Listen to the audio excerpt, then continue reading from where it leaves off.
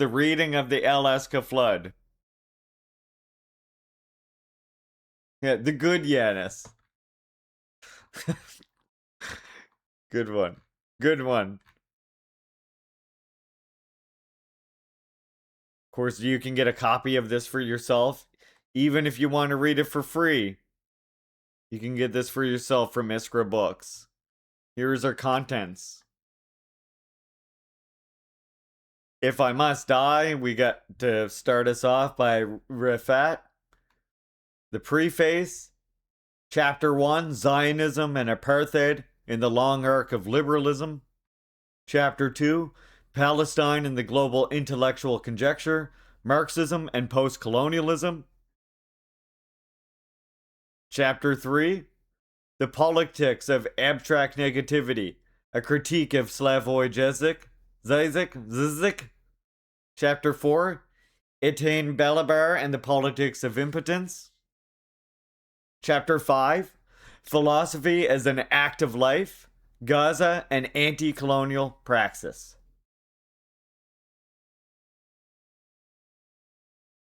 Wow, look at that.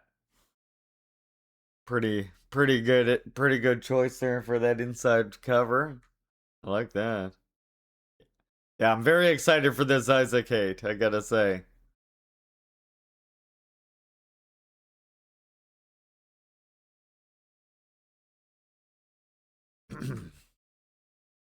So first, Rifat Alarir, If I Must Die.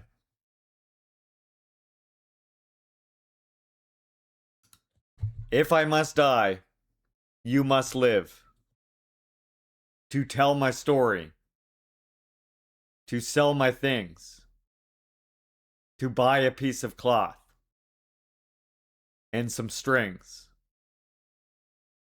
Make it white with the long tail. So that a child, somewhere in Gaza, while looking heaven in the eye,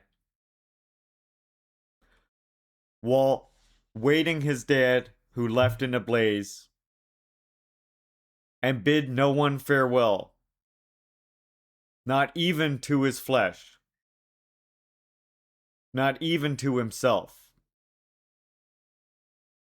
Sees the kite, my kite you made, flying up above. And thanks for a moment, an angel is there, bringing back love.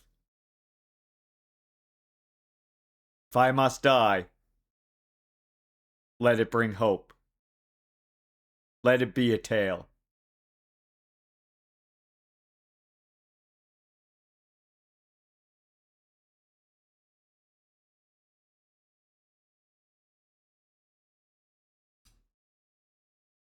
All right, first we've got The Preface by Daniel Tutt. Daniel Tutt is a philosopher and host of the Emancipations podcast. He has lectured in philosophy at George Washington University, Marymount University, and the District of Columbia Jail, and the School of Materialist Research. He is an author of Psychoanalysis and the Politics of the Family, The Crisis of Initiation, London, Palgrave Macmillan 2022, series, and How to Read Like a Parasite, Why the Left Got High on Nietzsche, London, Repeater Books 2024. His writing has been featured in Jacobin, Current Affairs, Philosophy Now, and Aeon magazine.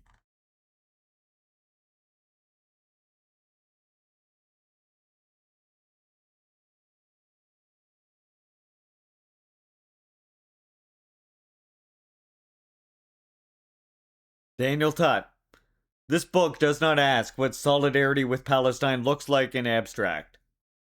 It calls for nothing less than the total rethinking of solidarity based upon the concrete actions of the struggle for Palestinian liberation, from within its terms and field of operation. This is a call to arms for critical theory and Marxist thought in our time. To arrive at this new vision for an engaged and practical form of philosophy. Yanis Iqbal addresses the crisis of contemporary bourgeois philosophy in the wake of October 7th. and the brutal genocidal war persecuted by the Israeli state in Gaza.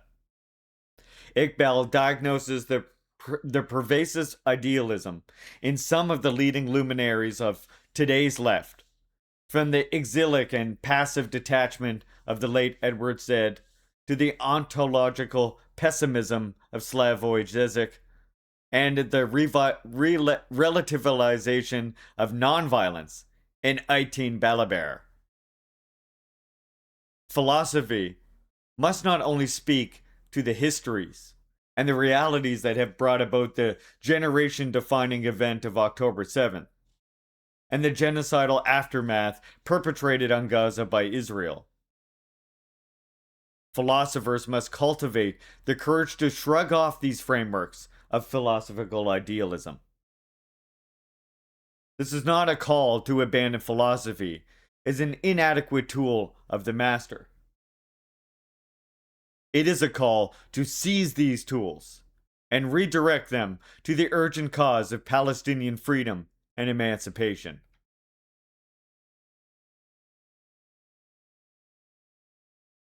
The first lesson of this book is that the theoretical frameworks we adopt need to be eminently deconstructed to reveal how they are shaped by the class imperatives of bourgeois thought and its tendencies towards subjective idealism and apolitical agnosticism.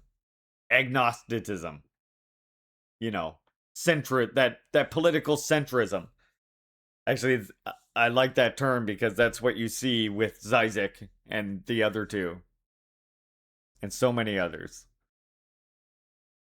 In The Destruction of Reason, the great Marxist philosopher George Lucas points out that subjective idealism overtook bourgeois philosophy as imperialism emerged in the latter part of the 19th century. Bourgeois philosophy became incapable of applying Hegelian dialectical thought to social realities of becoming and being, or freedom and necessity. It could only express their mutual relationship as an insoluble antagonism, or eclectic amalgam. Lucas George, Destruction of Reason, translated by Peter Palmer. Verso. When it comes to contemporary philosophy, even much of what is known of radical philosophy, the post-October 7 situation has resulted in a similar idealist paralysis. Nowhere is the disconnect of thought from practice more palpable than in the theoretical model of the seminal Palestinian intellectual Edward Said, whose praxis of liberation emphasized the importance of educational consciousness and the hegemonic role of symbols and ideas. The Marxist lesson that Iqbal imparts to us is that Said's exilic cosmopolitanism was shaped by his conjecture. A world prior to the Oslo Accords, in which the possibility of diplomatic routes to statehood seemed open. Edward Said was one of the great ambassadors and intellectual figures of the Palestinian cause. And he knew the gravity of what the Oslo Accords changed in the historical basis of the struggle for Palestinian freedom. Referring to Oslo as the Palestinian Versailles, Said rightfully saw Oslo as the collapse of the prior form of resistance to the paradigm of normalization and the concomitant liquidation of the Palestinian Liberation Organization from its central role as the key leadership of the Palestinians. And that's taken from Edward Said, The Morning After, London Review of Books. It was in the post-Oslo environment of the late 1990s and early 2000s that Hamas rose to prominence, as political economist Adam Hanye points out. By resuscitating key demands that the PLO had conceded, including the goal of liberating historic Palestine, Hamas was attempting to take Palestinian liberation was attempting to take Palestinian nationalism back to pre-Oslo period. The Oslo Accords had failed to achieve the goals that Palestinians aspired to, and had instead facilitated the continuation of Israel's occupation at significant cost to Palestinians. Hamas's efforts to undo the political structures created by the Oslo challenged the status quo that had been made sustainable, if not beneficial, for Israel, and its colonization of Palestinian territories. That's taken from Adam Henya, Rethinking Statehood in Palestine. From Rethinking Statehood in Palestine, Self-Determination, and Decolonization Beyond Partition.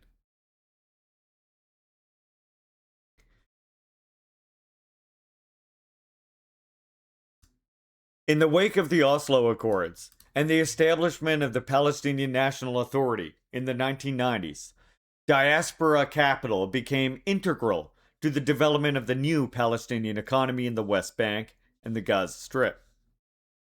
As Hanya points out, this shift in power took place through direct capital investments and the establishment of subsidiaries in the occupied Palestinian territories, as well as through the formation of a network of holding companies that linked the diaspora class to state capital and local elites.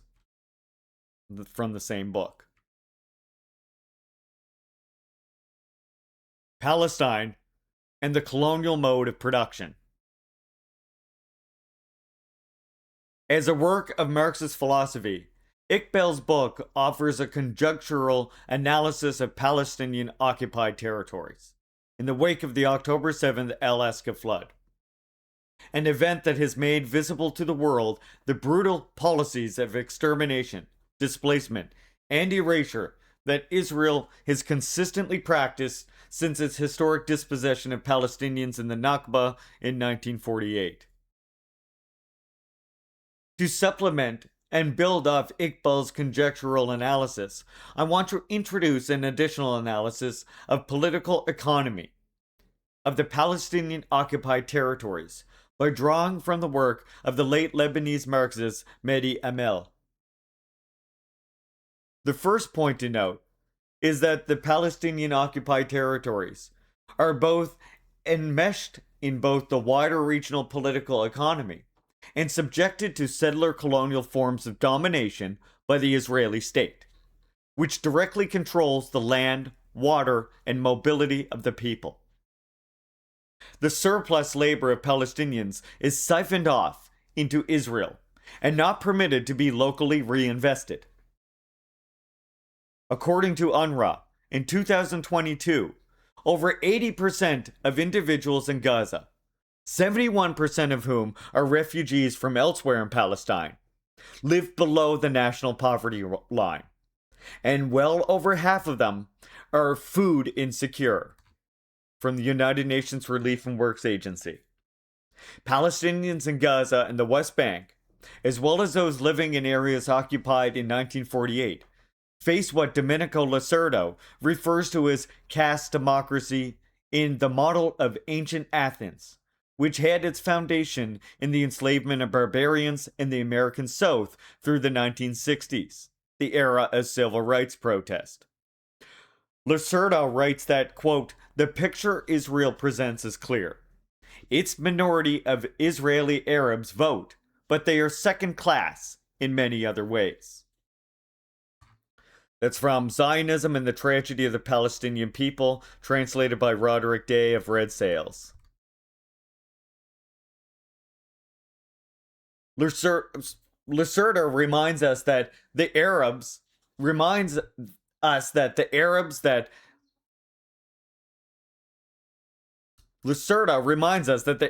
that Israeli rules in the occupied West Bank cannot vote and have almost no rights. Thus, although Gaza and the West Bank are subject to settler colonial forms of domination, they are not self-contained social formations in which state-civil society relations are separate and distinct from the wider region. Hanya Adam, Rethinking Statehood in Palestine.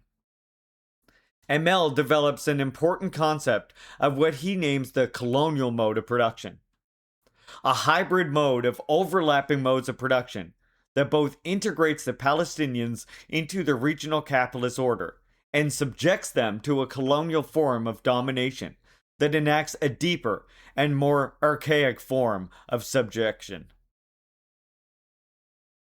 This is a framework that originates in Lenin's writings on imperialism. As Emil notes, quote, according to Lenin's analysis, a capitalist system exists within a feudalist framework, and a feudalist framework exists within a capitalist system. This kind of coexistence is a new development in human history. It appeared only in countries subjected to colonial rule, at some point during their historical development. Mahdi Emil, Arab Marxism and National Liberation. Select writings of Mahdi Emil. In the colonial social structure, there is a coexistence of multiple systems of production, and the conditions for socialist revolution in colonized countries are born out of the development of the contradictions internal to the distinct colonial mode of production. The possibility of socialist revolution in colonial countries is different from non-colonial capitalist societies, such that a revolution against the specific political contradiction of the colonial context emerges as the necessary obstacle that must be overcome in the liberatory revolution against colonial existence. These are all going to be from Mahdi ML here now. Anything that's being quoted on this page. As mentioned, ML argues that the colonial mode of production is not autonomous or self-sustaining. Rather, it coexists within the wider capitalist mode of production. In the late 1970s, Emil argued that a real revolution for liberation and the colonial mode of production must be followed by a socialist revolution. And this would entail a violent transition from one particular mode of production to another, namely from colonialism to socialism. Again, from ML.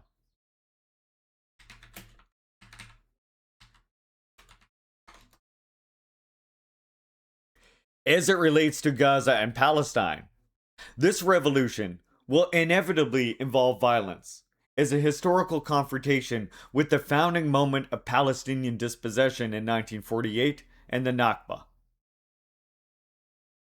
One of the most important insights that Emil's work opens for the struggle for Palestinian liberation is the idea that due to the imposition of the colonial mode of production, there is a tendency for the fragmentation of class solidarities based on the distinct colonial social dynamics. The colonized population forges unity through the overwhelming political contradiction of the colonial power. In this case, the Israeli occupation and day-to-day domination. This implies that the locus of struggle for the Palestinian people must entail the overcoming of this specific relation of domination, a relation that is an embedded feature of the social structure of Palestine. It can only be overcome through the abolition of the colonial mode of production.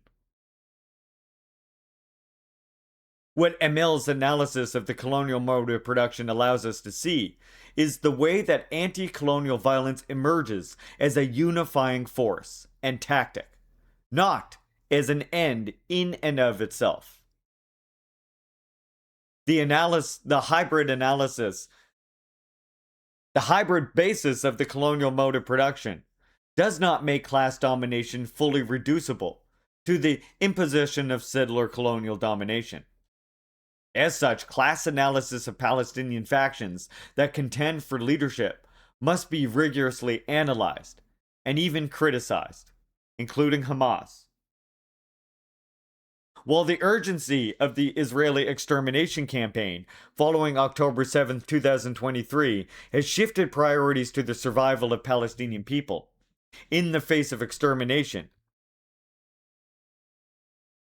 any alternative model of state formation, including that of a single state, will inevitably have to face the contradictory realities of Palestinian elites still maintaining a link to global capitalist markets and accumulation, and the fact that its political economy would still be predicated upon the maintenance of current state class relations. That's from Adam Henye.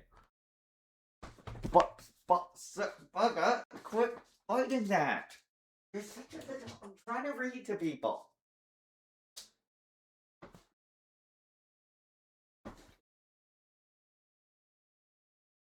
That's from Adam Henye, The Political Economy of State Formation, from Rethinking Statehood in Palestine. Bug out here causing chaos. Anti-colonial violence, recognition, and class struggle. One of the most insidious devices of the Hasbara and Zionist propaganda in the wake of October 7th is the claim that this event must be abstracted from history and assessed in pure immediacy, and that reasonable actors must unequivocally condemn October 7th as a heinous act of violence. When analyzed from this immediate, decontextualized position, anyone can easily acknowledge the depravity of this violent act. But it is not possible to isolate this event from the concrete historical experiences of dispossession, humiliation, deprivation, and domination Palestinians have faced over the long duration. Yo, Kay, thank you so much for the resubby, comrade. Appreciate your support. Everybody go follow Kay, how do you say? One of the other readers on this platform. Such a demand of willful historical ignorance is itself oppressive to social reality. To assess October 7th from an ahistorical point of view only serves to decontextualize it, and thus risk feeding into Israeli war propaganda, which has used the brutality of October 7th as justification for a genocidal war. It must be noted that only 3 years prior to October 7th, the Trump-backed 2020 Abraham Accords saw the United Arab Emirates and Bahrain formally normalize relations with Israel, and many geopolitical analysis predicted that Saudi Arabia was on the cusp of doing the same. Al Jazeera, what's happening with normalizing ties between Saudi Arabia and Israel? If Saudi Arabia were to have normalized relations with Israel, this would have threatened to weaken the political demands for the rights of return and dilute the Arab diplomatic pressure for Palestinian rights. Arab Center, Washington, D.C. Saudi-Israeli normalization persists among Gaza war. From the Arab Center.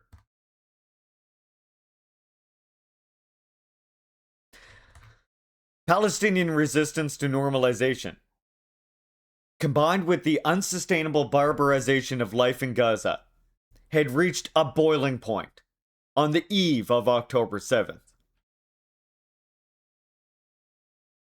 To assess October 7th in an ahistorical vacuum is precisely what must be avoided. Because the immediacy of violence it projected is a reaction to the continual and compounded structural violence imposed on Palestine. Moreover, such immediacism rejects the very meaning of solidarity in the Palestinian Solidarity Movement and its long-standing deployment of a multiplicity of tactics to achieve liberation.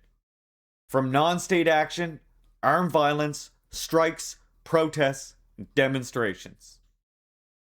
From the time of the original acts of dispossession, which culminated in 1948, to the present, these tactics have sought to avoid the path of normalization and integration with the occupation and its settler colonial dynamics.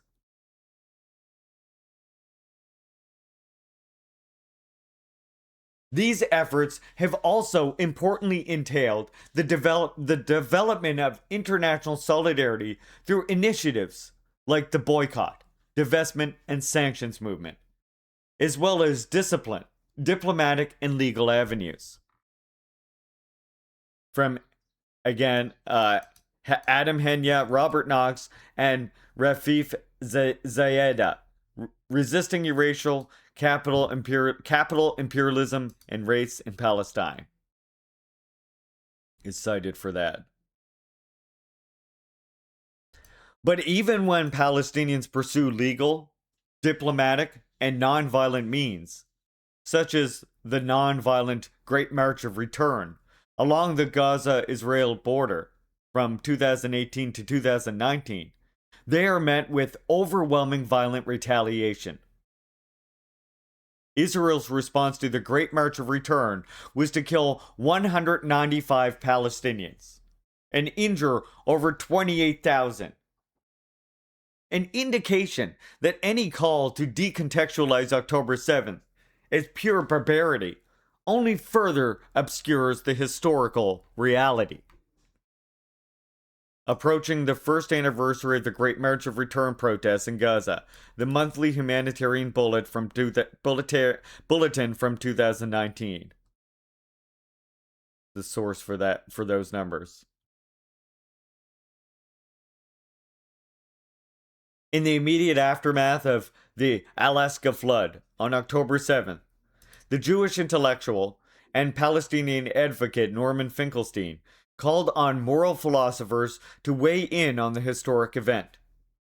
Finkelstein referred to readers of his blog to Israel's leading human rights organization, B'Tselem, which observed that what happened on October 7th was a slave revolt inside Israel. Finkelstein adamantly agreed with B'Tselem and developed a wider theory of October 7th as a slave uprising. Finkelstein, Norman, the Slave Revolt in Gaza, and Bernie Sanders, October 12th, 2023. Bugga! Stop! Don't do it, Bugga! Stop it. She's doing it, chat.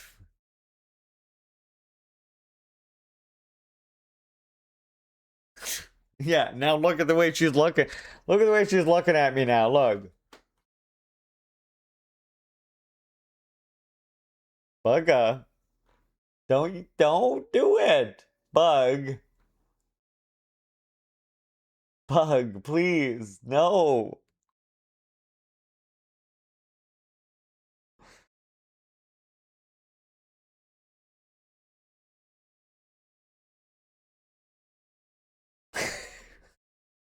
I know she wants to. Look at her. Yeah. I know what you're up to up there, Bugga.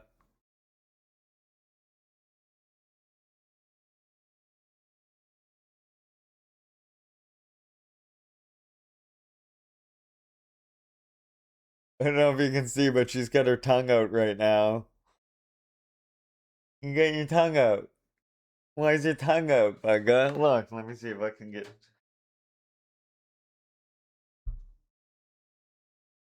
Okay.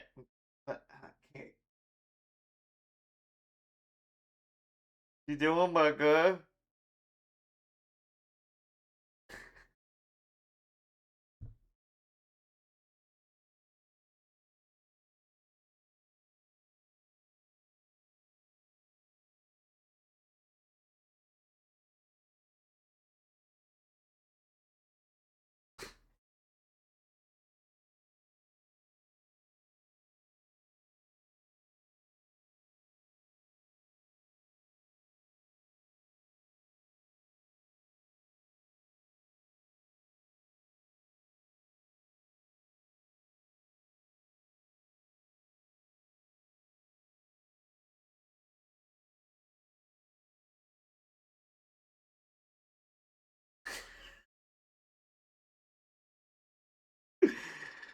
You getting a bug?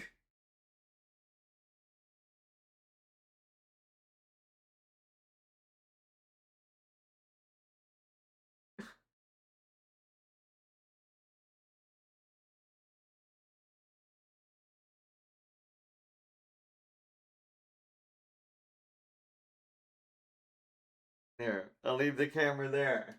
And then they can watch you, Bugga. I will. Ow! You hit your head! Bugga! You smacked your head! You got shark's eyes, dead eyes like a shark's eyes. You don't even know it's living at all. Till it tastes blood. And then it suddenly moves at 1,000,000 miles an hour. Oh! It tasted the blood, Chet! It tasted the blood!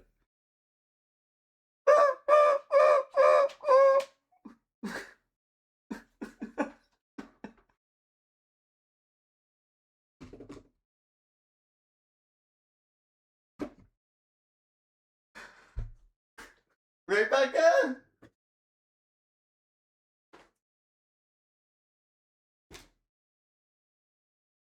Hold on, let me just see if she's got food in the dish. Let's see if that's her. I'll just see if that's her. Is that your problem?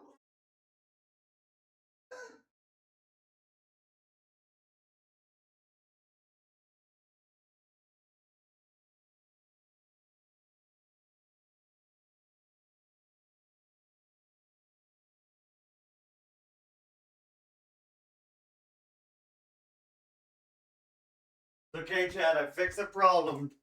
You could see the bottom of the dish a little bit. Alright, it's all good now.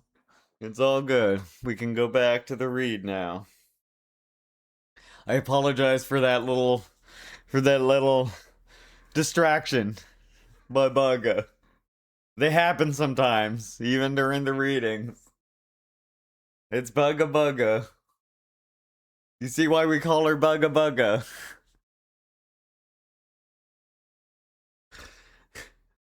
Alright. So we're talking about Norm Finkelstein, helping to develop the wider theory of October 7th as a slave uprising amongst his academic circles, drawing a historical analogy between October 7th and Nat Turner's slave uprising in 1831. Lenin, yo, everybody go follow Lenin. Well, this analogy risks anachronism by conflating two contradictory historical social formations, and thus mystifying the stakes of rebellion and resistance in Gaza. It has the merit of shining light on the suffering of Gazans, who were enclosed in the world's largest open-air prison. In 2010, then British Prime Minister David Cameron referred to Gaza as an open-air prison. See Ilana Feldman, Gaza as an open-air prison.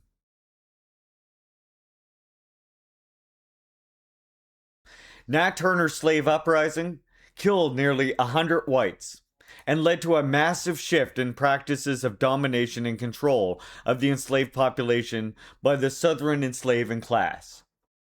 Christianity amongst the enslaved population was restricted, and the uprising set in motion a series of new threats of slave uprisings. See Eugene Genovese. Roll, Jordan, roll. The world the slaves made. Geneves writes, quote, each insurrectionary scare from Gabriel's to Vesey's to Nat Turner's led to a wave of repression. Especially after 1831, laws forbade free blacks to preach to slaves or sought to register and control them, or required whites to be present when any black man preached. But the preachers, free and slave, carried on.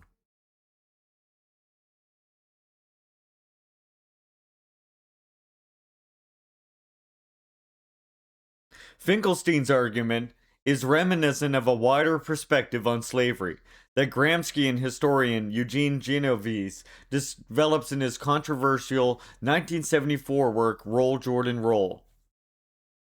Unlike the colonial and post colonial subject, the subjectivity of the enslaved black population in the antebellum South, under conditions of chattel slavery, was dominated by an ideology of what Genovese calls paternalism.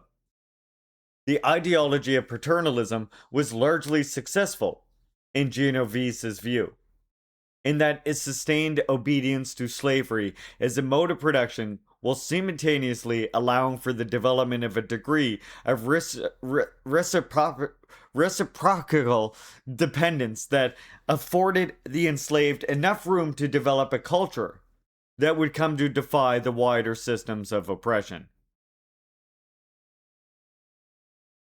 This hits at the Gramscian core of Genovese's argument, namely that paternalism allowed for the cultural development of modes of resistance to enslavement.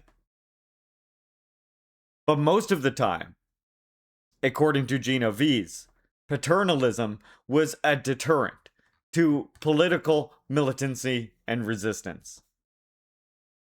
The power of paternalism meant that it could not readily pass into an effective weapon for liberation.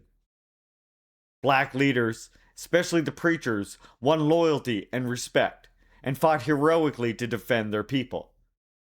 But despite their will and considerable ability, they could not lead their people over to the attack against the paternalist ideology itself. Paternalism was a gruesome ideology of rule that Imamu Emera Baraka also argues was the core of slavery. From Eugene Genovese, Roll Jordan Roll. From a Marxist perspective, paternalism was an effective system of rule because it reduced the capacity of the enslaved population to identify with one another as a class. The analogy between October 7th and Nat Turner's uprising is anachronistic and therefore imprecise. As I have argued, in Mehdi Amel's theory of colonial mode of production, there is an element of archaic pre-capitalist form of domination in Israel's colonial occupation. But the referent to this form of domination is not paternalistic in the same way that chattel slavery was paternalistic. As I will develop in the discussion of Frantz Fanon below, analogies to anti-colonial resistance movement of the 20th century, from Vietnam to Algeria, are far more apt to the contemporary situation facing Palestinians. To understand October 7 as identical to Turner's slave uprising seems to misconstrue a deeper materialist analysis of the overlapping modes of production that coexist in Gaza, as Mehdi Amel articulates in the colonial mode of production.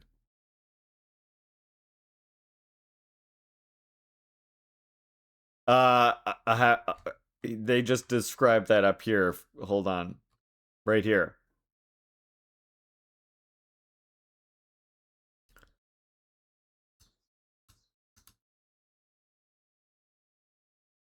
Yeah, okay. I'll just read you this part again here.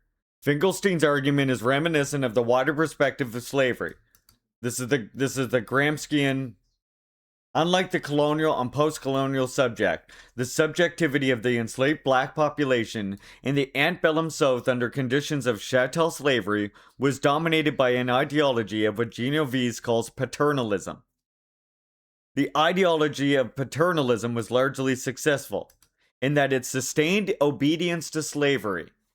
So this is describing what the paternalism is doing functionally here.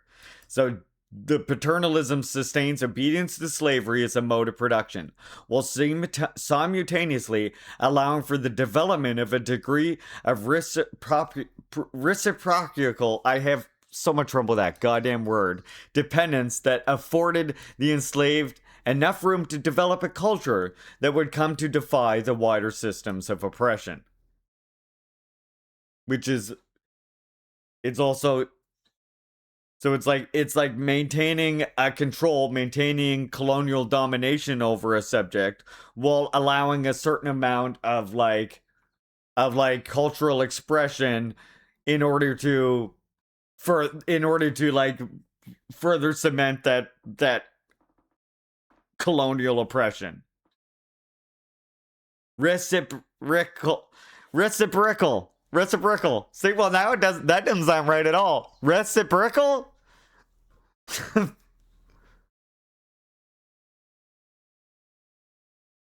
Reciprocal. Reciprocal. Reciprocal. Reciprocal. Reciprocal.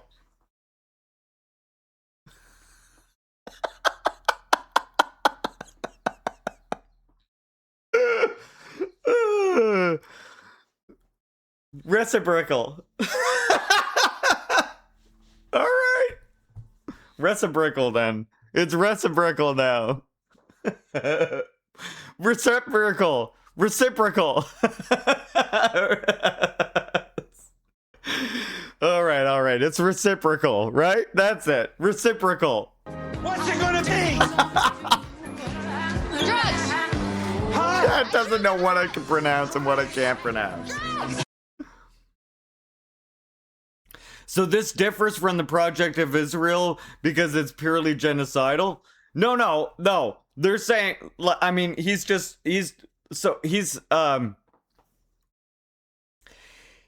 pointing out here, whoever's doing this preface here, he's pointing out that indeed paternalism is like an ideological thing that is in common with Nat Turner's uprising and the October 7th prison break. But that they are different in that they have a different goal in their liberation struggle because they exist at a different point in time of like liberation struggle, you know? Because at Nat Turner's time, it wasn't a struggle against capitalism, right? It wasn't a struggle against colonial mode of production and the capitalist mode of production, like is the Palestinian struggle. That's what October 7th, that is like kind of what that's the part of the Palestinian struggle today. Because the colonial mode of production is intrinsically coexistent with the capitalist mode of production, right? Which is, of course, as we know, dictated by U.S. imperialism, led by U.S. imperialism. That capitalist mode. Does that make sense? So it's not saying that, like, it's saying that indeed they do, that he agrees with the one writer that indeed they both have paternalism as an ideological factor, but where they differ is in that material factor between Nat Turner's rebellion. Like, you can think of them, they are similar in that they were both like a revolt of enslaved people, but they are different, and that's why he said like a more apt comparison rather than Nat Turner would be like Vietnam liberation struggle right here, which is why he says here, right, as I will develop in the discussion of Frantz Fanon below, analogies to anti-colonial resistance movements of the 20th century, from Vietnam to Algeria, are far more apt to the contemporary situation facing Palestinians than Nat Turner's rebellion. To understand October 7th as identical to Turner's slave uprising seems to misconstrue a deeper materialist analysis of the overlapping modes of production that coexist in Gaza, as Madi Amel articulates in The Colonial Mode of Production. I got a new bracelet, Turning the Frogs Gay. It's got a frog. Sounds like one hell of a good bracelet. There we go. There's Monopua. I was trying to make you a VIP, but your name would not fucking come up for me. There. You're now a VIP. All the tank tubers get the VIP status. It's the new criteria for getting a VIP in the Leaping Larry stream. Tank tube membership.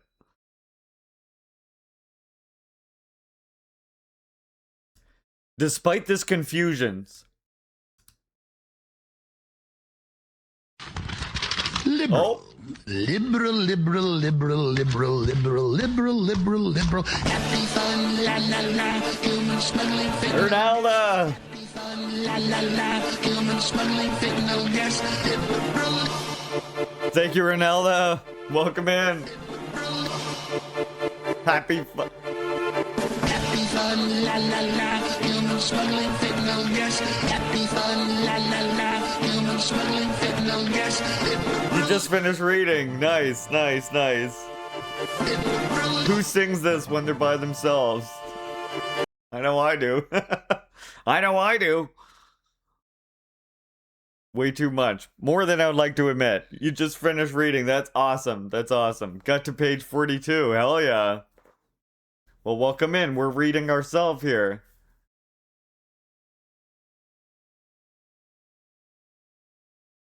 Phew, getting VIP was so much harder before, considering Canada only lets you be married to one person at a time. It's true. It was pretty exclusive before.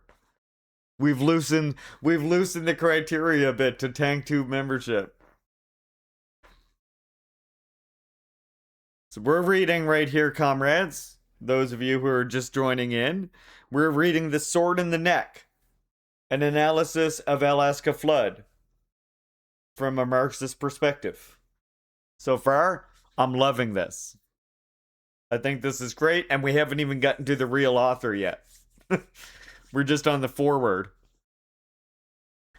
Despite the confusions of this historical analogy, Finkelstein's tireless efforts to shed light on the history of Palestinian dispossession, and his courage to directly address the falsehoods of Haspera and Zionist media agendas and genocide apologetics should be nonetheless lauded. The Slovenian philosopher Slavoj Žižek response to October 7th presents a far different picture than Finkelstein's uncompromising solidarity with the Palestinians. Žižek analyzed the event as abstracted from history entirely. He condemned October 7th as an act of barbarism, quote unquote, and insisted that the existing mechanisms of democratic adjunction and appeal to European values offer the most viable path forward for Palestinians and Israelis to live together in peace. From Slavoj Žižek, The Real Dividing Line Between Israel and Palestine, The Japan Times, from the 16th of October, 2023.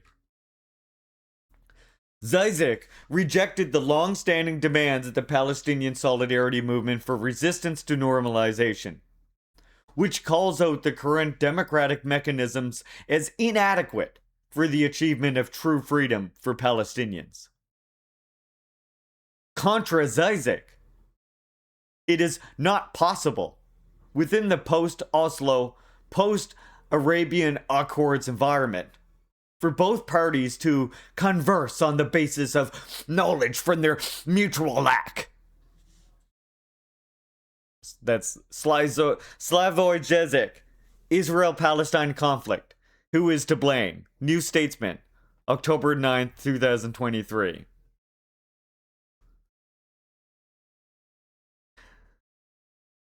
Žižek reduces his analysis to the pure immediacy of the violence opened by October 7th.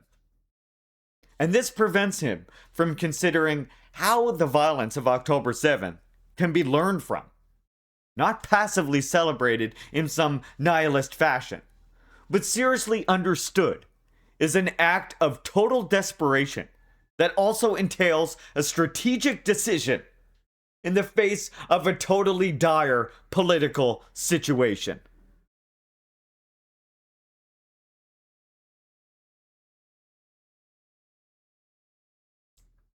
It is only through patient and careful analysis that Marxist students of Žižek might retain the radical edge to his concepts, though I doubt it.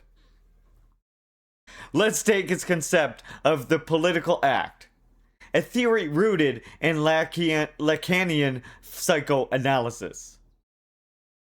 With this theory, Zizek argues that the true political transformation requires a radical leap of faith to break ideological deadlocks and reveal the repressed real of the situation.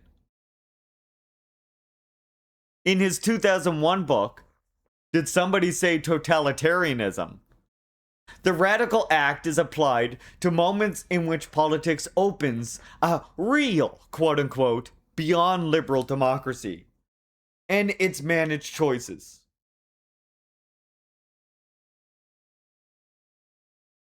In a previous work, Zizek defended the act of not simply an intervention into the domain of being, but an intervention into the domain of possibility itself. After the act, the field of what is possible is no longer the same. From Slavoj Zizek, The Ticklish Subject. I hate his titles. The Ticklish Subject? He named his book The Ticklish Subject. Get the fuck out of here. Missing from Zizek's commentary on the post-October 7th situation in Gaza is a true account of what he once referred to as systematic violence that led to October 7th. Namely, the compounded and systematic patterns of humiliation and domination, the dispossessions that Palestinians in Gaza have to endure. Systematic violence, Zizek writes on In Violence, is something like the notorious dark matter of physics, the counterpart to an all too visible subjective violence. It may be invisible, but it has to be taken into account if one is to make sense of what otherwise seems to be irrational explosions of subjective violence. Slavoj Zizek, Violence, from 2006. It's amazing, isn't it? It's amazing how always the most... yeah, Verso.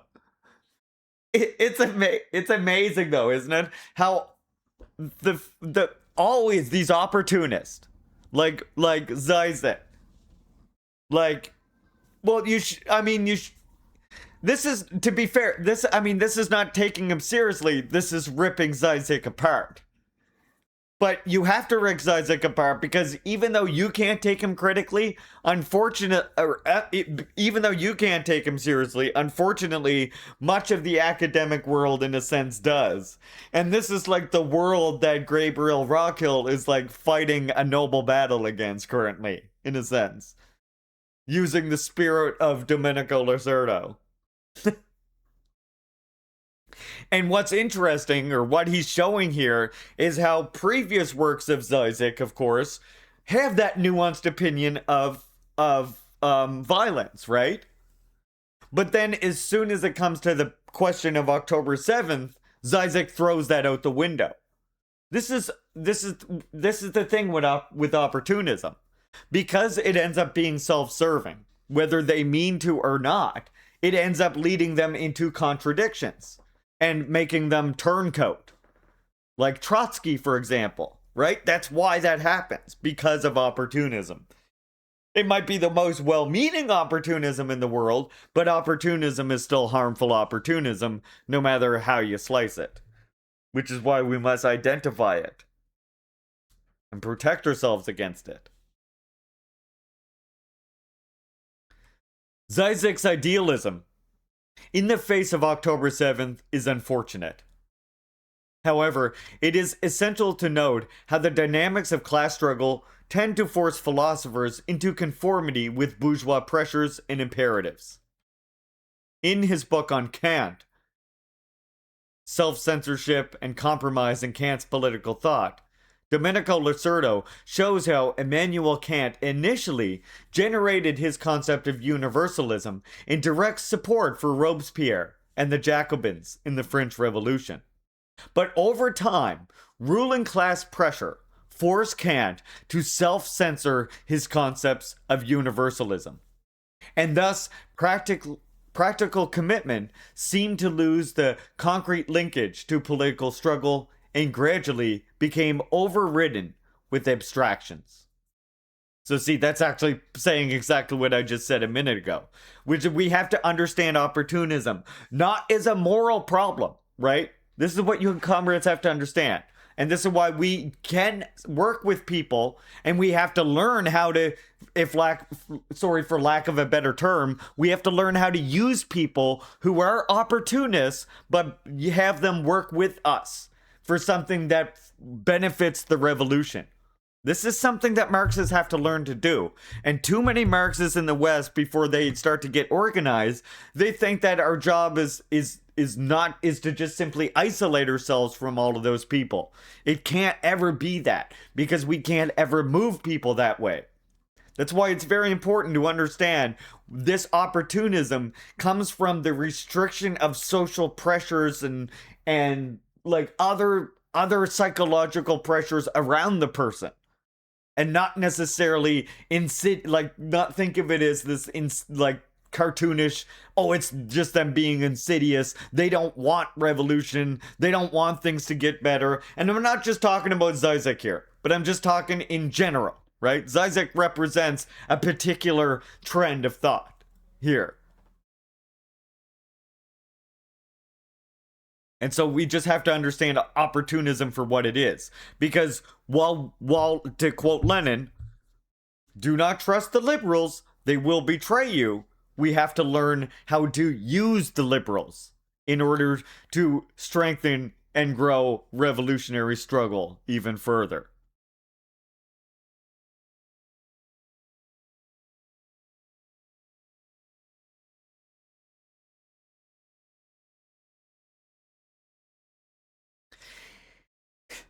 That's Patrick Stewart.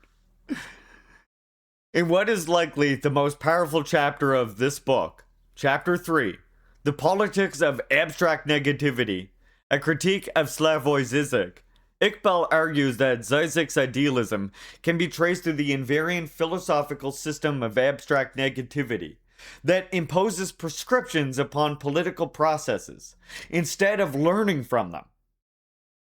It is at this point that I would propose the challenge of what we might call the task of radically reappropriate philosophy. Towards this end, we should ask whether Zizek's concepts may very well remain vital to emancipatory thought on the condition that they are applied in such a way that is not disconnected from material realities of class struggle. Yo. Comradeski, thank you for the resubby. The conundrum of how to appropriate philosophy for the cause of emancipation introduces us to the main challenge of Iqbal's book. How can philosophical frameworks and concepts adapt to a properly materialist frame of analysis? For Iqbal, idealism is a problem because it relies on epistemic structures of knowing reality, reduced to representational depictions of certain essential attributes. In other words, idealism is a problem because it does not think any necessary connection to the underlying social formations that determine subjectivity. Idealist philosophy refuses to account for the history of a given struggle, how it has shaped the contours of current political violence and possibility. It reduces the dynamics of power to categories of individual judgment and comprehension. This is not to say that materialist readings of psychoanalysis, Lacan, or even wider tradition of Freudian Marxism that Zizek works emanate from must be abandoned as improperly materialist. It is to say that philosophy is only worth its weight if it can squarely address the genocide and extermination campaign against Palestinians by not remaining indifferent to the underlying dynamics of power and inequality that brought this situation about.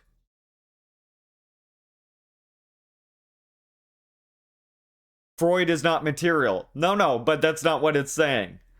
It's not saying that they are materialist. That's why it's specifically saying materialist readings of psychoanalysis, Lacan, or even wider traditions of Freudian Marxism. Freud is not material, no, but there does exist, like with Fanon, specific applications of psychoanalysis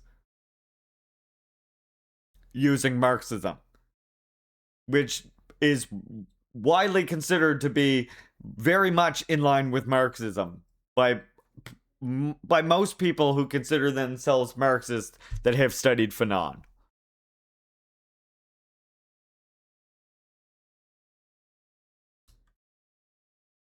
Because Marxists, this is something, of course, that I'm talking about all the time, right? Marxists can take information and the truth from many different places, and we can coalesce it together. We can, what's the word I'm looking for? We can synthesize it together into an actual materialist analysis, right? We do that using Marxism Leninism.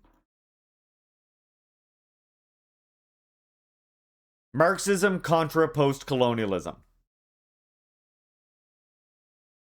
In the history of Marxist thought, Jean Paul Sartre's preface to Frantz Fanon's The Wretched of the Earth stands as a grand exception to the otherwise idealizing tendencies of European philosophers who weigh in on colonial situations.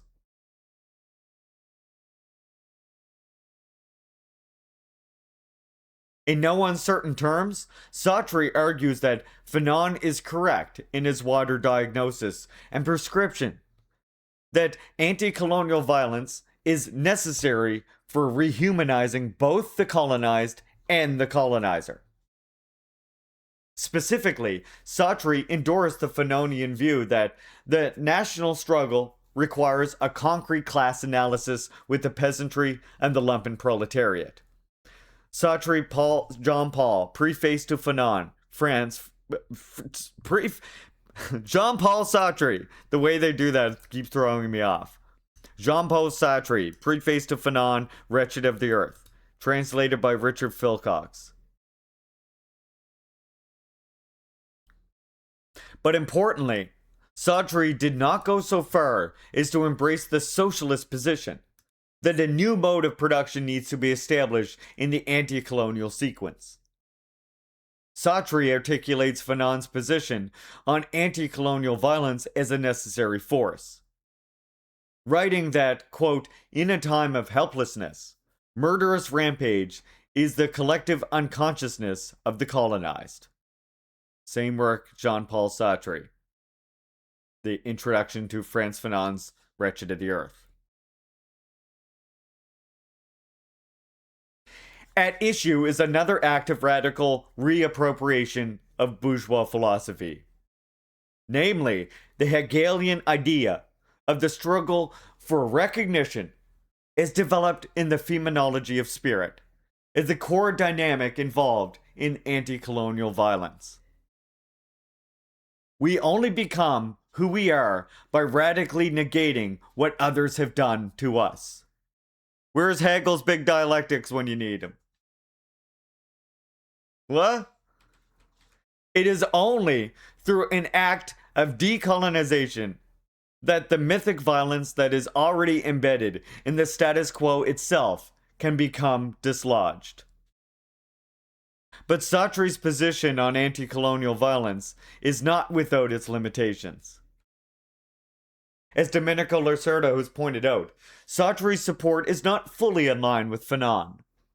This is because Sartre only considers the first movement of anti-colonial violence, but fails to link this to a dialectical entailing a second stage that Fanon himself insisted upon.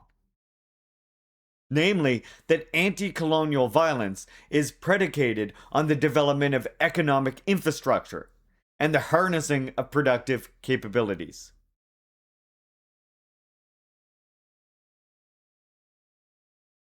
Capacities. This is the missing materialist kernel in Sartre's reading of Fanon. and it limits his conception of anti colonial praxis to a one sided development. I love this.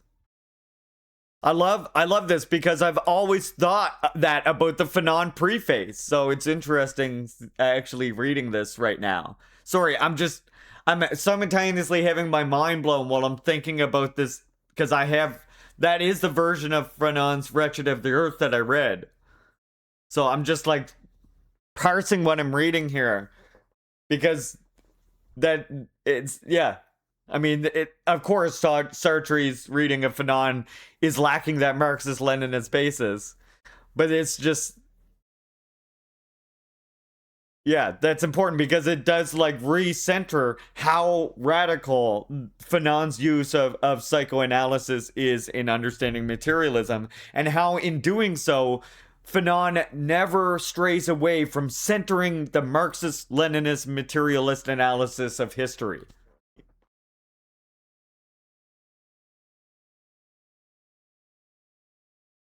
Fanon argued that anti colonial struggle must consist of a double movement, from the military to the economic phase. Sartre practiced an idealism in reverse, as Lacerda writes, saying that he, Sartre, championed an anti colonialism that was passionate and praiseworthy, but that remained populist and idealist. It was an anti colonialism that could not understand the phases of the revolution involving the construction of a new order. And that's from Domenico Lacerdo, Western Marxism, edited by our boy Gabriel Rockhill. I knew that was from that work. It is worth noting that Sartre's record on this kind of anti-colonialism is inconsistent to the extent that Josie Fanon, Frantz Fanon's widow, Josie Fanon, Frantz Fanon's widow, would later ask Sartre's famous introduction to The Wretched of the Earth to be removed from future editions, due to his latter support for Zionism. See Josie Fanon and her fidelity to Palestinian liberation, Verso Books, blog. And look, I hate Verso Books as much as the next person, but again, sometimes even the most hateful of platforms publish something that is useful, okay? And it is not for us to say, well, fuck this place is so Fanon was a Zionist. No. No, Ornelda, no. Fanon was not a Zionist. Sartre, the person who wrote the introduction to one of Fanon's works. That doesn't mean Fanon. Sartre wrote the introduction to Wretched of the Earth, one of the publications of it. And it came out later, or they realized that he later supported Zionism. So Frantz Fanon's wife asked that his introduction be removed from Wretched of the Earth. So just the opposite. Even after death, Frantz Fanon stood in solidarity with Palestinian liberation.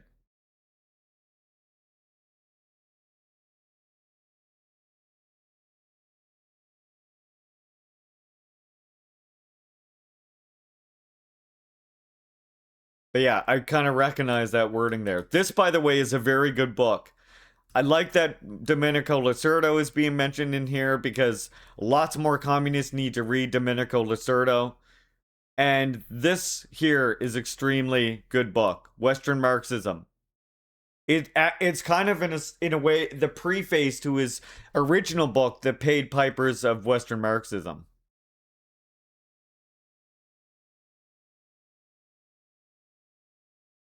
Well, I think when you're talking about Frantz Fanon, I think you can read him and decide for yourself. Don't let fucking colonizers name you. The colonizers naming you discredit you. Hell, W.E. Du Bois didn't. Look at my mug, chat. Do you see my mug? These are my heads of Marxism. See, everybody's got some heads of Marxism. Here's my heads of Marxism.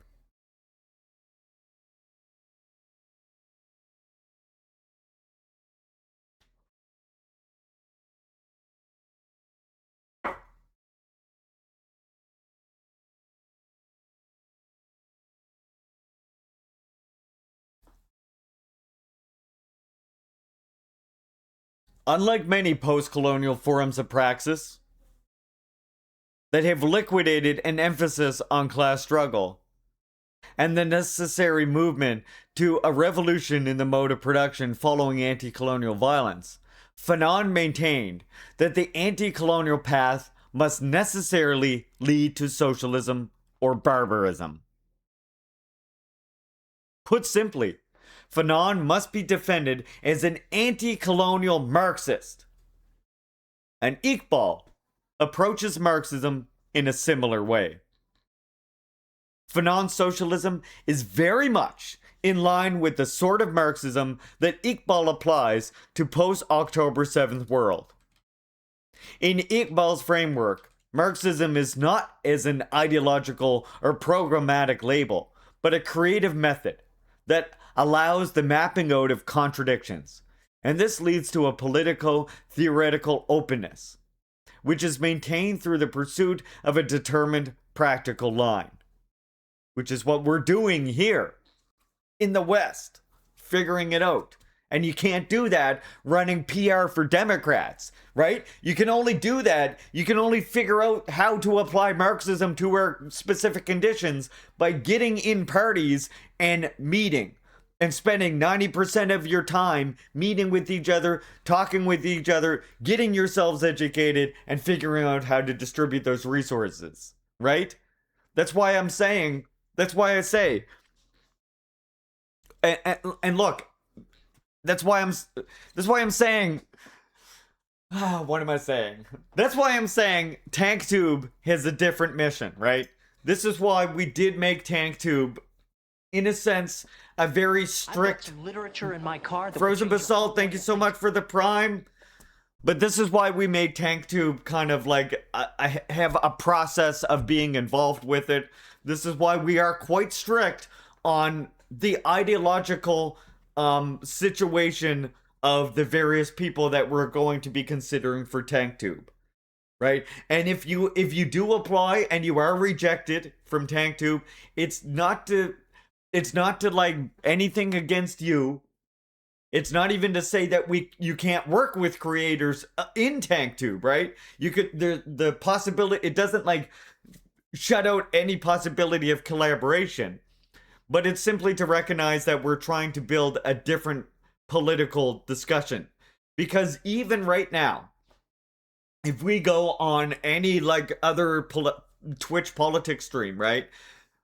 The vast majority of leftist politics, whether you're on YouTube or Twitch, you tune them in and they're talking about candidates in either a specific state or all the states, right? And that's essentially what they do.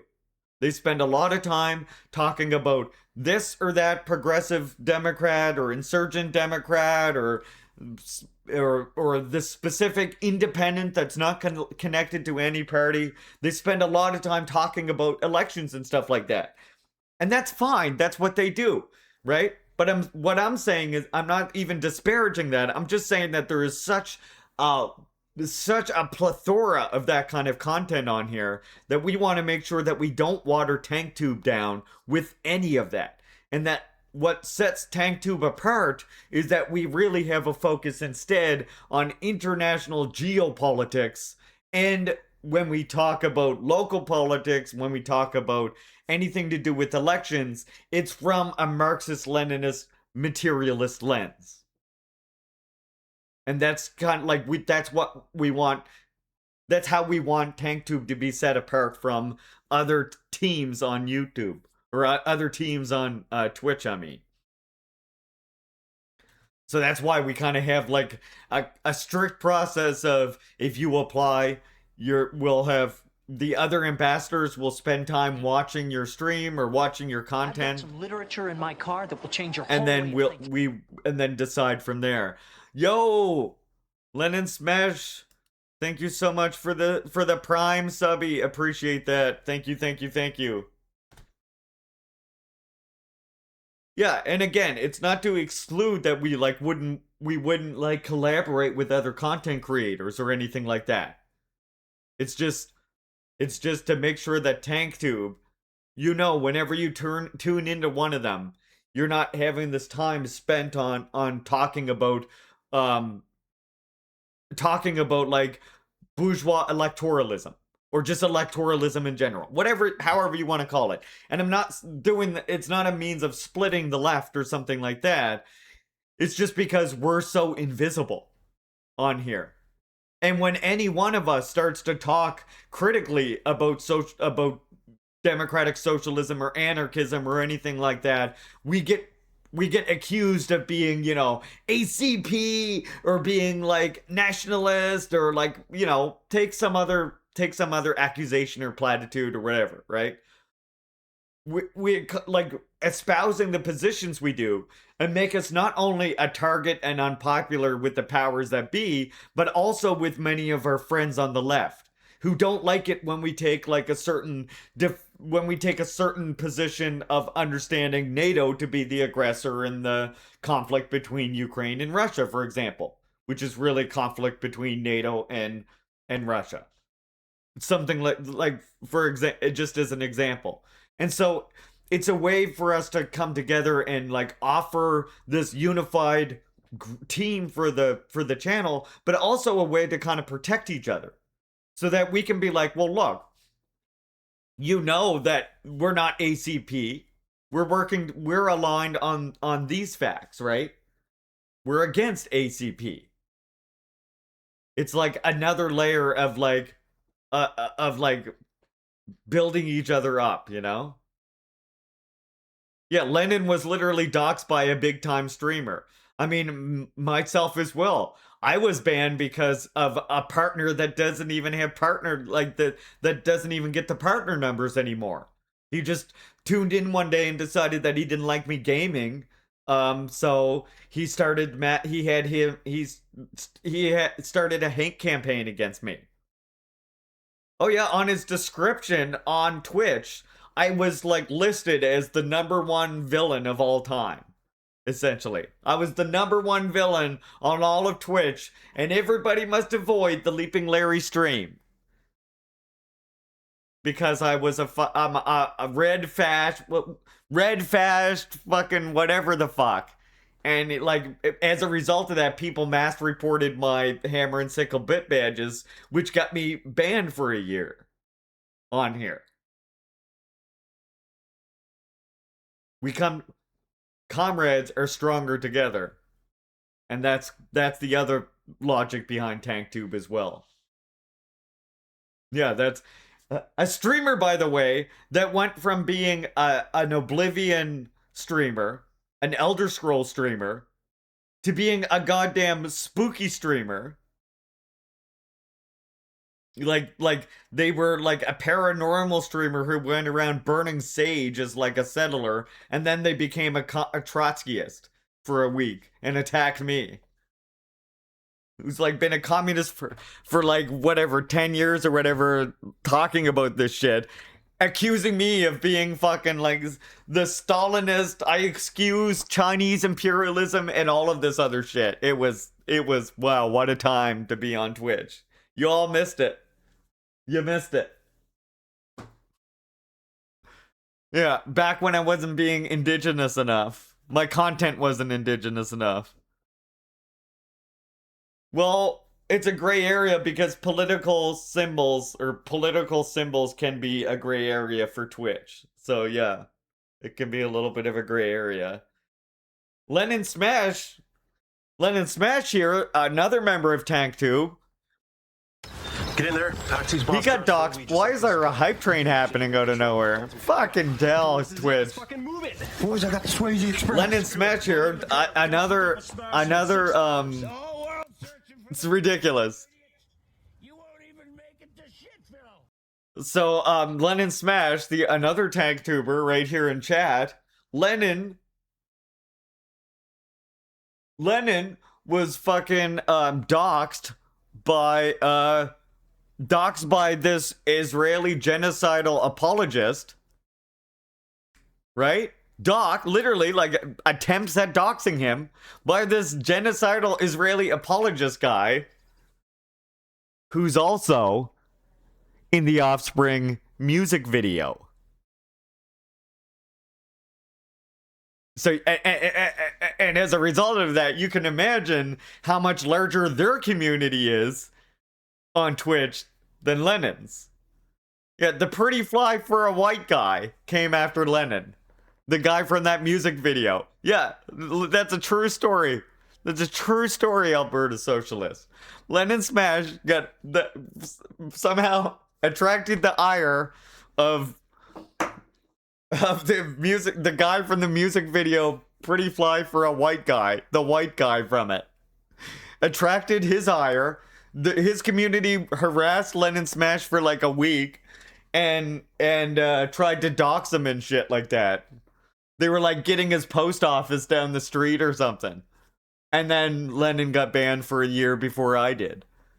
Lawsuit, Epchilasi, welcome in. Everybody, say hello to my uncle, Lawsuit. Make sure you go follow Lawsuit, who I see is doing streaming again. I had to lurk because it was late, but I did lurk, and I looked, and I listened. Because that's what us young men like myself must do, Lawsuit. Really young men like myself. Really young, fit men like myself must listen and be quiet.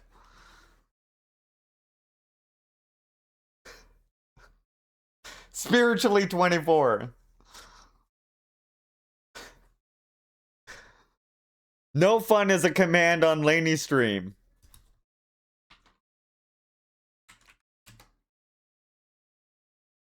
I guess that's not a command. Wait, maybe this one still exists. Yeah. We got this one. We got that one. We also have this as well. No, we don't have that anymore. I don't know what we got anymore. Are you basically waiting for me? No, I'm reading. I'm just all over the place here. I'm sorry, Jet.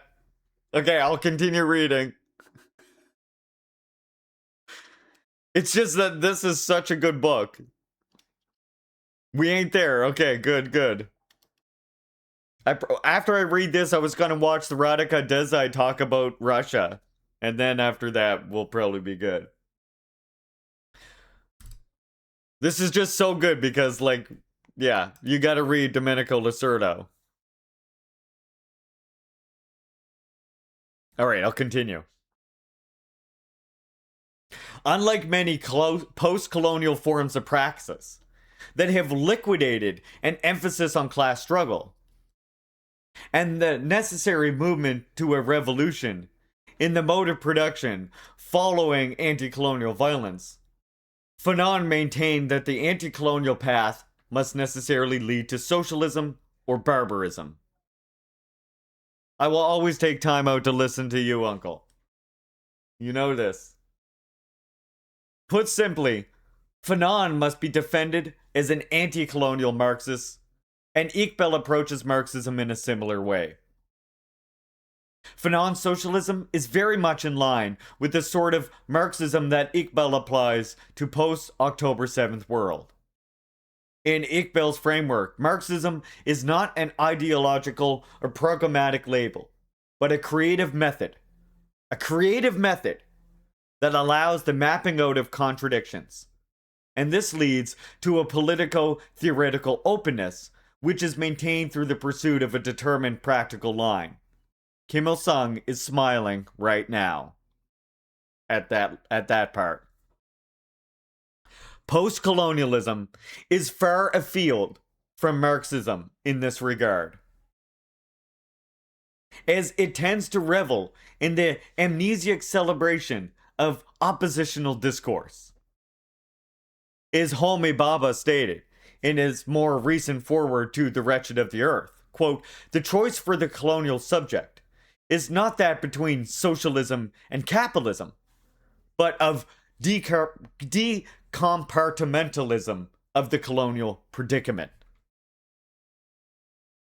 And that's from Frantz Fanon's Wretched of the Earth, translated by Richard Philcox. Forward, Homi Baba. Grove Press, 2004.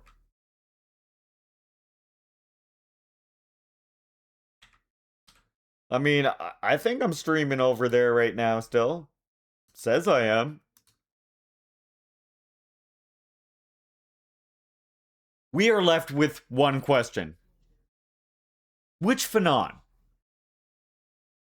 It is an urgent theoretical priority to defend the Fanon steeped in the socialist method of anti-colonial praxis and anti-colonial resistance, who maintained a commitment to the development of the harnessing of productive forces in the wake of anti-colonial violence, and to avoid the post-colonial Fanon, who may be in favor of violence, but only vague points to the means to transform society and leaves questions of political economy and class to the side.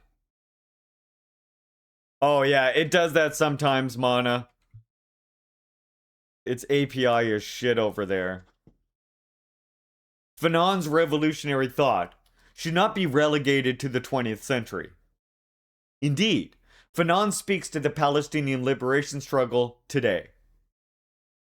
To open this active engagement with Fanon, we would be well served to analyze the political economy of the precise mode of production that determines Palestinian class relations and class struggle, so that we can better understand the possibility for class consciousness amongst Palestinians. The late sociologist Michael Burrow posed an interesting debate between Fanon and French sociologist Pierre Bourdieu over the anti-colonial struggle in Algeria. And the parameters of this debate can serve as an impetus for a similar analysis of the class dynamic facing Palestinian struggle today. Bourdieu and Fanon were primarily at odds over the question of the class agency of the revolutionary movement within Algeria. Bourdieu pinned the revolutionary agent to the Algerian working class and argued that, unlike the peasants and lumpen proletariat, only the Algerian working class had the stability to think rationally and imaginatively about future alternatives, as opposed to the peasantry, which is stuck in an eternal present, or what Bourdieu refers to as a traditionalism. Ah, by the way, I think that that's important. That's something to think about for my comrades, I think, yeah? It would be unrevolutionary of us to get stuck in a traditionalism. The uprooted and unemployed are a force for revolution, but not a revolutionary force in Bourdieu's vision. And I would say that still applies, right? What matters is their working class consciousness, which means in lumpen proletariat being able to participate in revolutionary struggle means that they have adopted the leadership of the working class ideology. Yeah, I prefer untraditional traditionalism. Revolutionary traditionalism, if you will. In Fanon's view, the relative stability of the working class does not grant them greater revolutionary potential. On the contrary, it leads them to more prone to reformism in the colonial context. From Bourdieu.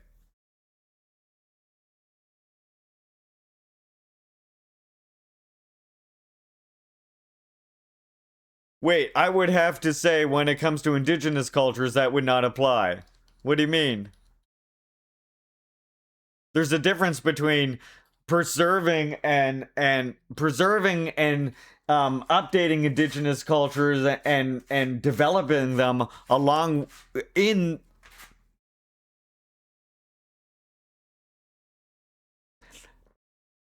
the colonial context. I can see that. See, but this is not a contradiction, the preserving of indigenous colonial culture or the freeing of them from the colonial subjugation that they're under.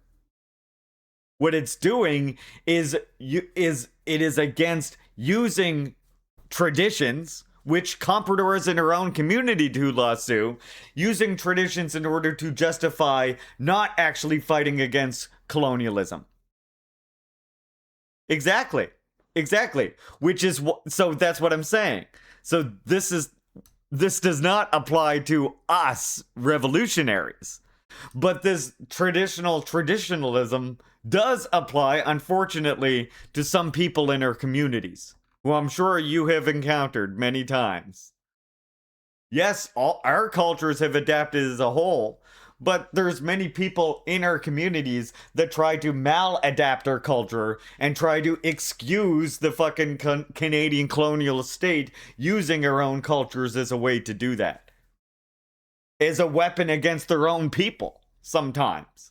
As a way, like they'll use it, they use it to make to say, well, we'll even to say we'll listen to the democratic chief, but we won't listen to the hereditary chiefs, right? As an example.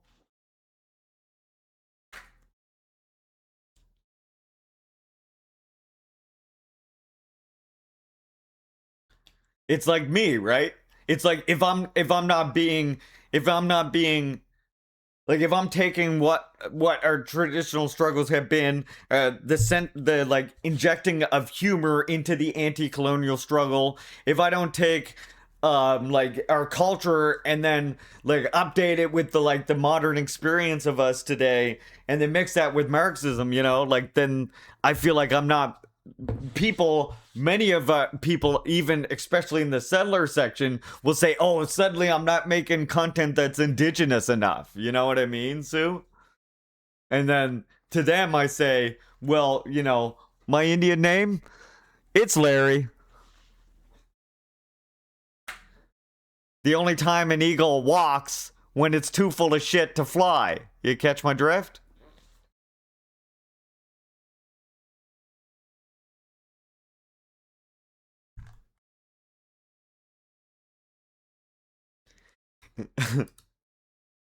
Yeah, no worries. I mean, that's what I mean. That's why this is.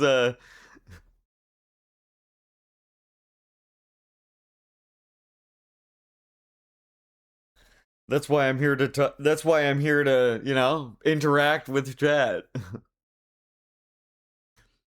In Fanon's view, the relative stability of the working class does not grant them greater revolutionary potential. On the contrary, it leads them to more prone to reformism in the colonial context. Fanon thus advocated an alliance between intellectuals and peasantry over the working class. When we apply this debate to Palestine, the insights of Emil and the colonial mode of production outlined above prove important. Because Emil argued that the colonial mode of production introduces a non differentiated class structure in which, quote, each class of workers in colonized countries, laborers, peasants, and petit bourgeois factions, undertook its own struggle independently and in isolation from the others. It is as though each of them belonged to discrete social structure, even though their class enemy was one and the same. This class independence appeared as though it was the outcome of different independent social structures coexisting within a single colonized country. Madi Amel, Arab Marxism and National Liberation, selected writings of Madi Amel. Within the colonial mode of production, there emerges a unifying political enemy, namely colonialism, that becomes the objective basis for the unity of the colonized country's social structure. Under the colonial mode of production, the ensemble of classes within the colonized country experiences a unification that Emel argues is structural. But this unity is not apparent at the level of class consciousness of the toiling classes in the subjugated state. It only becomes realizable in the struggle to overcome the specific colonial mode of domination. In the German ideology, Marx and Engels diagnosed the very problem of bourgeois philosophy that Iqbal seeks to overcome in today's time. They warn that, quote, the class, which is the ruling material force of society, is at the same time the ruling intellectual force. Karl Marx and Engels, Karl Marx and Friedrich Engels, The German Ideology.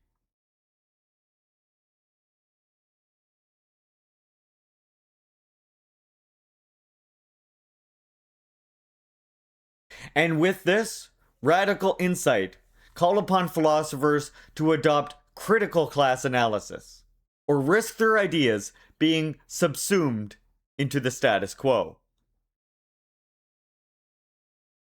Put simply, without a critical class analysis, philosophers risk their concepts and ideas being overtaken by the ruling ideas. The challenge posed to philosophers is the necessity to subtract their thoughts from the complicity within systems of class power.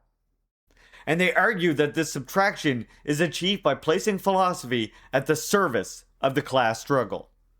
And this is why Kim Jong il is so dangerous. That's why Kim Jong il is so demonized.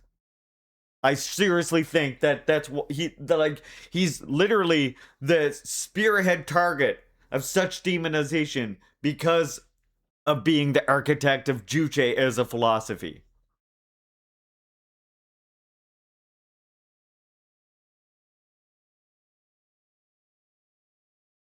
I think what took me into question it was the mention of the of traditional while comforters in their nation are fort huggers and not native anymore. That makes sense. Yeah, it does, but I'm just telling you the frame like I'm just giving you the framing of this book. You know what I'm saying? I know you're we're talking like a just difference of terms at this point. You know? We're on the same page. We're just talking a difference of terminology here.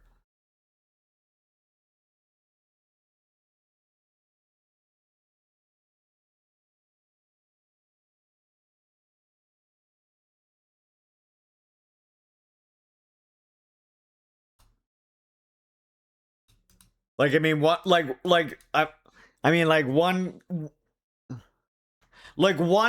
that I can get like for example, one example that I know of is like the idea that some of the people and I rightfully I do understand this attitude and where it comes from, but some people act like settlers can play no part in participating or helping in liberation struggles.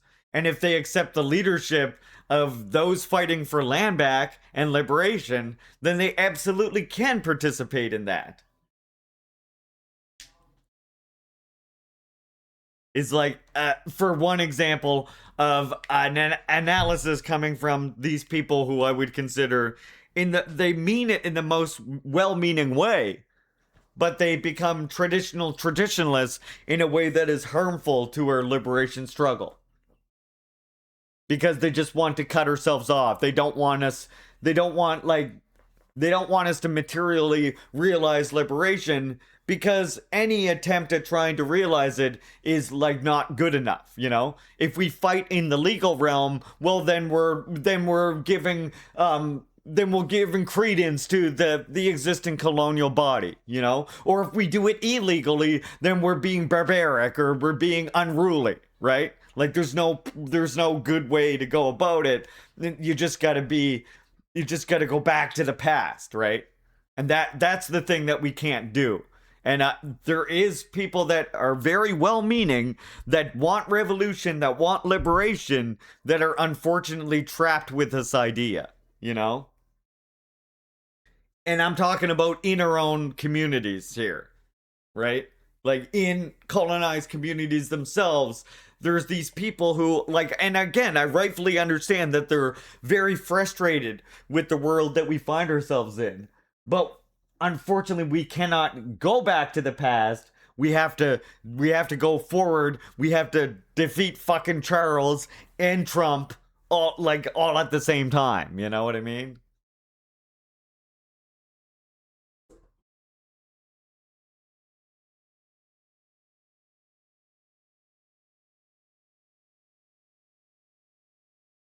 Philosophy must become an active and critical tool put into the service of the transformation of existing conditions. Philosophy must become a practice of liberation.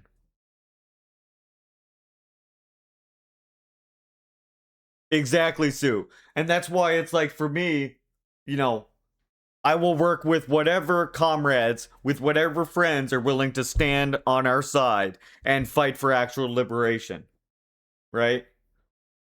We've got lots of problems to work out, not only just within our own communities, but even between other native communities and stuff like that. Which means we got to go forward. We got to be able to talk. We got to be able to be ready to make concessions with each other, especially between nations, right? Because that's how we can find unity between nations.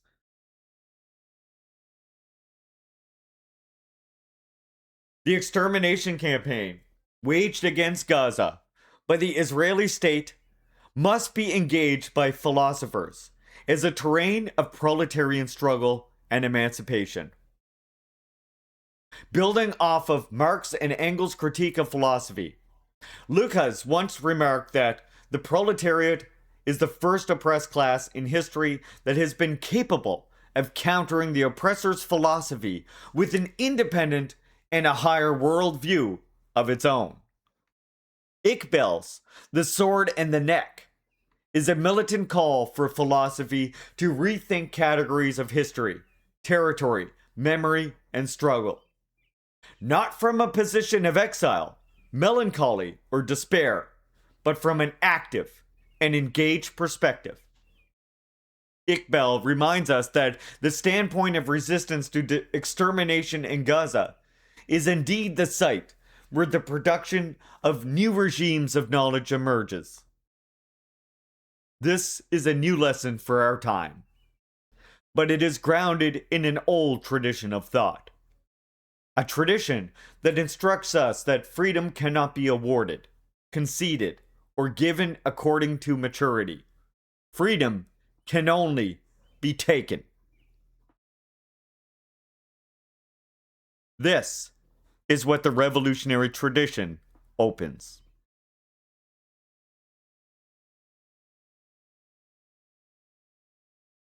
And that's it. That's the introduction.